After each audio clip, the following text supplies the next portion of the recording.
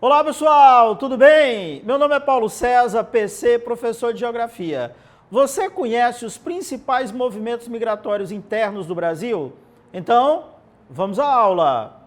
Dentre os principais movimentos migratórios internos no Brasil, nós podemos destacar os seguintes: os movimentos chamados de inter- e intrarregionais, o êxodo rural, os movimentos pendulares diários e a chamada transumância. É bom você lembrar que esses movimentos migratórios, eles podem ser classificados como definitivos, quando a pessoa passa a residir permanentemente no local para o qual ela migrou, ou então temporário, quando o migrante ele reside apenas por um período pré-determinado.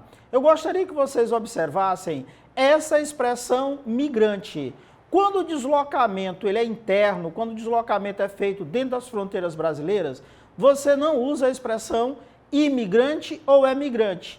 Essa expressão imigrante ou emigrante, ela é usada para movimentos migratórios internacionais. O imigrante é aquela pessoa que chega, o emigrante é aquela pessoa que sai. Tá? Internamente, você usa apenas a expressão migrante. Então, ao sair de São Paulo e se deslocar para o estado de Minas Gerais, você é um migrante. Ao se deslocar do estado do Ceará em direção ao estado do Pará, você é um migrante. Então, esse termo migrante é usado para os deslocamentos migratórios internos. Nós vamos analisar, em primeiro lugar, os movimentos inter- e intrarregionais. PC, o que é o movimento interregional? É aquele movimento migratório que ocorre de uma região para outra. A migração intrarregional é aquela que ocorre dentro de uma mesma região. É bom você lembrar que esses dois movimentos migratórios, eles estão diretamente ligados às atividades econômicas ou economia, especialmente aos chamados ciclos econômicos do Brasil, como a mineração, borracha, café ou até mesmo a indústria. Observe que nós não colocamos aí o chamado ciclo da cana-de-açúcar. Por quê? Porque ele não contribuiu para um deslocamento interno da população. Não houve um grande movimento migratório interno em função da cana-de-açúcar. Tá? Então, temos a diferença entre movimento inter e movimento intrarregional. O interregional ocorre de uma região para outra, ao sair do Nordeste e ir para a região Norte, ao sair da região Norte para a região Centro-Oeste, da região Sul para a região Centro-Oeste. Então, isso é um movimento chamado de interregional. O movimento intrarregional ocorre dentro de uma mesma região e você vai observar ao longo da nossa aula que ocorreu uma mudança significativa nesse tipo de deslocamento. É bom também a gente estabelecer uma relação entre esses movimentos migratórios e a taxa de natalidade. O IBGE, ele afirma que esse deslocamento interno ele tem contribuído para a redução das taxas de natalidade no Brasil. Observe esse mapa onde nós temos tanto um movimento interregional quanto intrarregional. Observe aquela seta saindo do estado do Maranhão, indo em direção ao estado do Tocantins. Então ele é um movimento chamado de interregional. Ao se deslocar de qualquer estado nordestino em direção ao estado de Goiás, movimento interregional.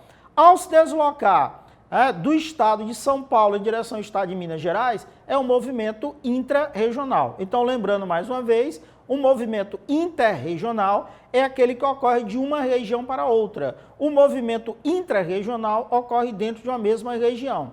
Observe esses dois mapas que nós tivemos uma mudança significativa no deslocamento da população brasileira nas últimas décadas.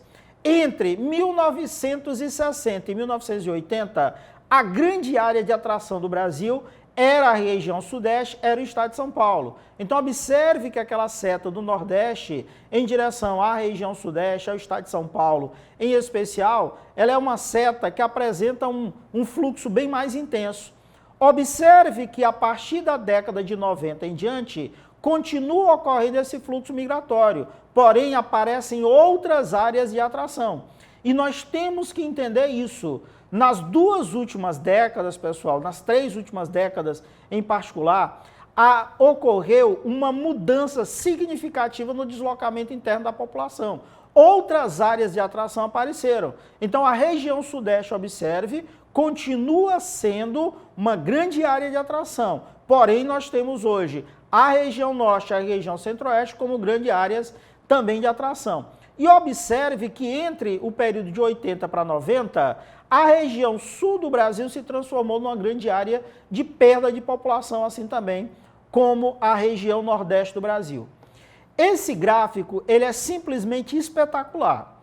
Ele serve, pessoal, para que você possa compreender que a região centro-oeste do Brasil e a região norte são aquelas que têm o maior percentual de imigrantes do total da população, ou na população total. Um gráfico como esse em uma determinada prova poderia enganar muita gente, porque muita gente acredita que a região sudeste é aquela que tem a maior proporção de imigrantes no país, e não é. Observe que a região sudeste ela é apenas a terceira. E observe que o Nordeste ele é o último em total de imigrantes da população. Por quê? Porque o Nordeste brasileiro, ele tradicionalmente ele é uma área de perda de população. É uma área de saída. Então observe, tome cuidado com relação a isso.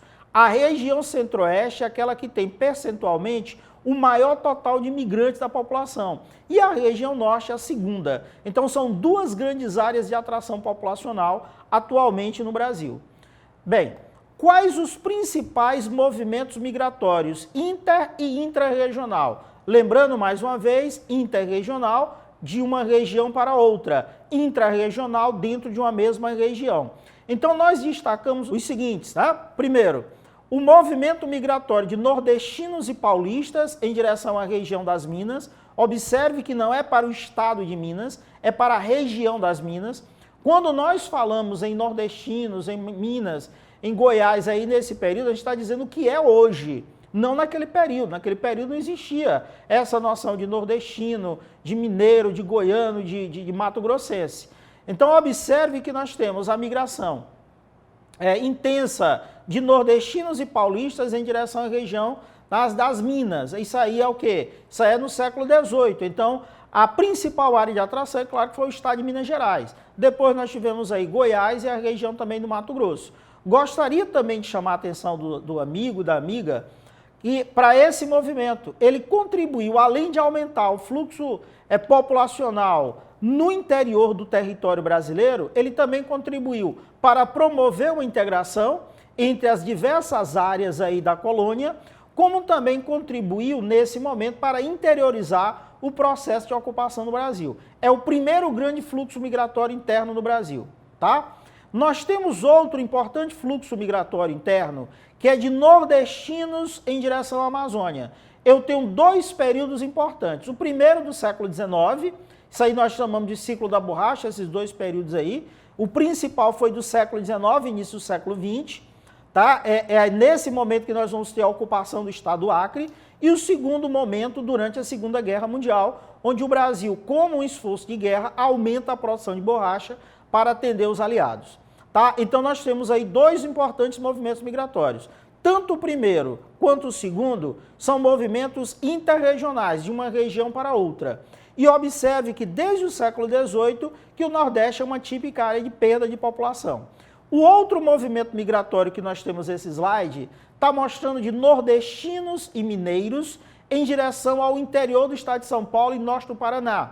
Nós temos nesse período chamado ciclo do café. Então veja bem, nós temos a mineração naquele primeiro lá do século XVIII, temos a borracha no segundo e agora nós temos o café. Então esse movimento migratório em direção ao interior do estado de São Paulo e ao norte do Paraná é representado pelo café. É bom lembrar também que esse movimento migratório ele foi muito importante para atrair pessoas de outros países, como, por exemplo, aí a atração que foi feita em italianos, em relação a italianos e também em relação a japoneses. Tá? Então isso aí representa o quê? Final do século XIX, começo do século XX.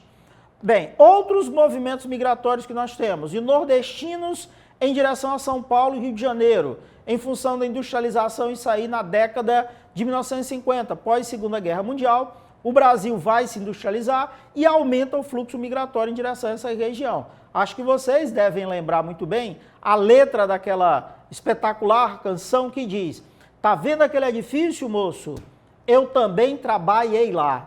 Lá eu quase me arrebento, eu pus a massa, eu fiz cimento, ajudei a rebocar. Hoje, depois dele pronto, olho para cima e eu fico tonto e me vê um cidadão. Aí você lembra o restante da letra. O que me interessa é, tá vendo aquele edifício, moço? Eu também trabalhei lá. Ah, lá eu quase me arrebento, pus a massa, eu fiz cimento. Isso aí lembrando a vida do nordestino nesse período, década de 60, década de 70, e aí a construção civil. Então, milhares de nordestinos migraram em direção ao estado de São Paulo, ajudando, em parte, a construir aquele maravilhoso estado. O outro movimento migratório que nós temos é o movimento migratório intrarregional. Observe que é de movimento migratório de mineiros e capixabas em direção a São Paulo e também ao Rio de Janeiro, em função da industrialização. Olha o que está sendo colocado ali. Foi um principal movimento migratório intrarregional no Brasil, o de mineiros e capixabas em direção a São Paulo e Rio de Janeiro, no período da industrialização. Então, já analisamos esse mapa, vimos que aí há o movimento migratório entre 60 e 80, onde a região sudeste é a grande área de atração, e esse movimento que nós vamos ter a partir da década de 1950, 50, 60, 70, que começa a alterar um pouco esse deslocamento interno da população brasileira. Alguns fatores contribuíram para que a região norte e a região centro-oeste fossem gradativamente se transformando em áreas de atração populacional. Então nós temos aí fatores oficiais e fatores ligados à iniciativa privada. Então temos a construção de Brasília, que foi inaugurada em 1960, que usou aí uma boa parte da mão de obra de nordestinos, a implantação de projetos de colonização realizado durante o período aí dos militares, isso, portanto, de 64 até a década de 80.